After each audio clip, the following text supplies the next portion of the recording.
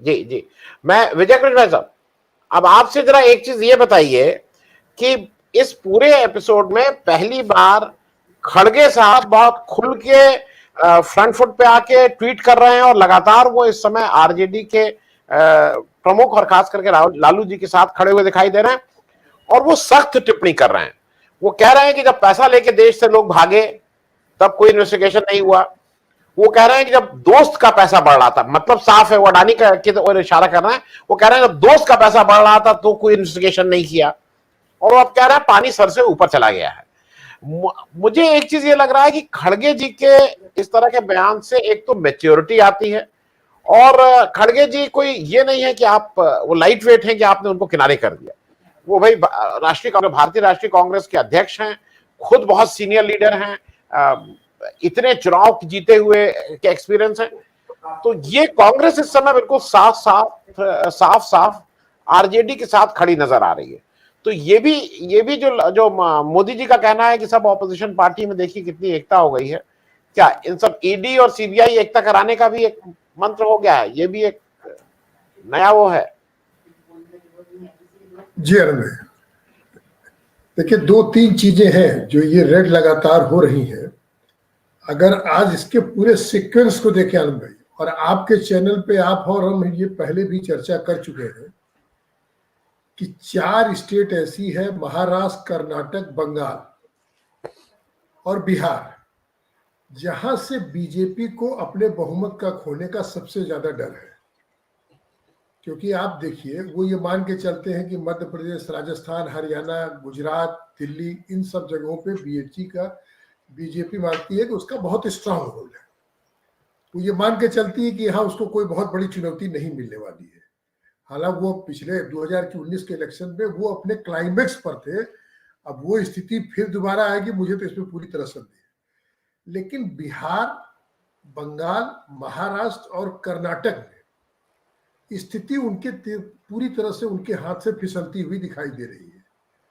अब आप इसी सीक्वेंस में देखिए कि ईडी और सीबीआई की रेड सबसे ज्यादा कहां हो रही है, किसको सबसे ज्यादा डरा के गिरफ्त में लेने की बात हो रही है। बंगाल की स्थिति आपने देख लिया, महाराष्ट्र में शिवसेना के लोगों पर देख लिया आपने, कर्नाटक में शिव कुमार जी पे हुई थी, और बिहार में, क्योंकि आपने अभी जैसे अपना ओपनिंग रिमार्क में कहा कि कांग्रेस और आरजेडी दो ऐसे दल हैं जो कि कभी भी बीजेपी के साथ समझौता नहीं कर सकते, और आइडियोलॉजिकली दोनों अपनी जगह पे बहुत ही ज्यादा स्ट्रॉन्ग कमिटेड है। तो अब जो बिहार में ये जो रेड हो रहा है, ये कहीं ना कहीं देखिए, तेजस्वी यादव तो इसमें कोई दो राय नहीं कि जनाधार के रूप में आरजेडी बहुत सशक्त है, ये पिछले विधानसभा चुनाव ने बता दिया है। और तब जबकि नीतीश जी और बीजेपी एक साथ मिलकर लड़े थे, तब आरजेडी की इतना बढ़िया परफॉर्मेंस था, और वो सब लोग जानते हैं कि ऑलमोस्ट उसकी सरकार, मतलब क्या स्थिति थी सबको पता है, उसको दोहराने की जरूरत नहीं है।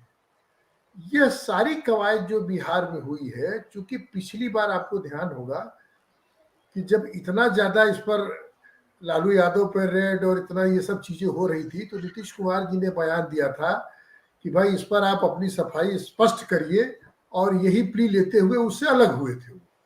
उन्होंने आरजेडी से कहा था कि इस करप्शन के जो इतने सीरियस चार्जेस है, इस पे आप अपनी स्थिति स्पष्ट करें। यही चीज बीजेपी को मुझे लगता है कि बार बार रिमाइंड कर रही है। तो नीतीश कुमार जी को असहज करने के लिए ये कार्रवाई हो रही है कि वो किसी तरह से त्रस्त होके उनको इतना ज्यादा डिफेंसिव बना दो, उनको इतने सवालों के घेरे में खड़ा कर दो कि वो इससे अलग हो जाए। सारी जो आपने विजय सिंह साहब ने जो सबसे पहले कहा, ये उन दोनों को अलग करने की बात है, तो ये उसकी कवायद है कि अगर ये अलग हो जाएंगे तो बिहार में मेरे लिए मैदान साफ होगा, और नहीं तो बहुत दिक्कत हो जाएगी। अब आप बंगाल में देखिए, ममता बनर्जी के काफी सुर नर्म है इधर।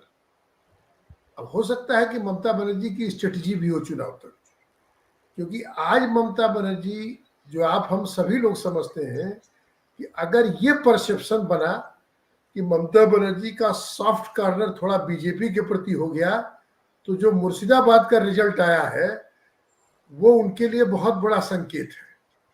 उनके हाथ से पूरी राजनीतिक बाजी पलट जाएगी। अब कर्नाटक में देख लीजिए, मुझे जो लगता है कि वहां पर भी ये है कि शिव कुमार जी को हेमंत बिश्व शर्मा के रूप में वो लोग चाहते होंगे। मैं कॉमन सेंस से बता रहा हूँ कि ये होगा कि वो हेमंत बिश्व शर्मा बन जाए, क्योंकि कर्नाटक की जो रिपोर्ट्स आ रही है और आप लोग सब लोग उससे वाकिफ हैं कि क्या है उसकी।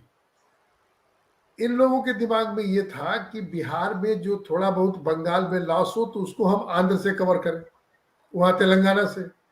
अब तेलंगाना पे शिकंजा कसना शुरू हुआ उनके पे।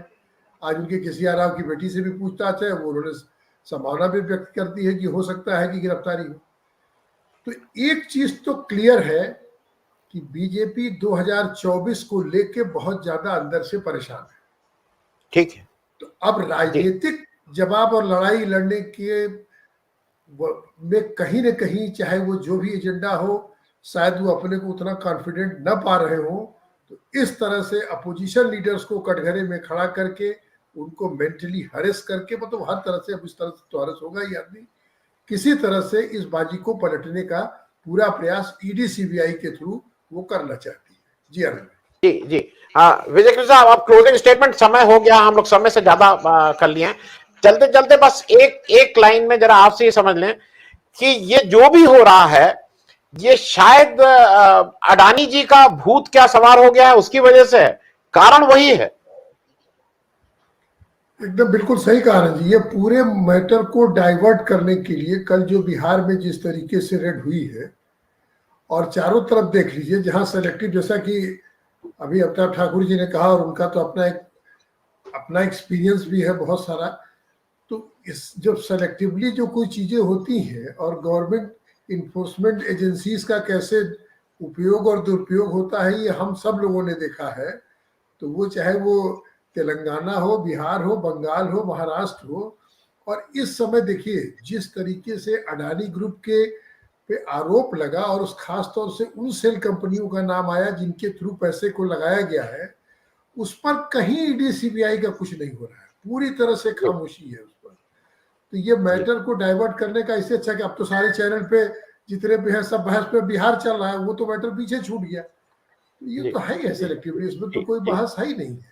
और वो ठीक जी है कि हम लोग को आशावादी होनी चाहिए, जैसे कि चुनाव आयोग पे सुप्रीम कोर्ट ने कुछ अपनी गाइडलाइन दी है, तो होपफुली हो सकता है इस तरह की इन्फोर्समेंट एजेंसीज के भी सिलेक्शन में क्या कर कुछ आता है।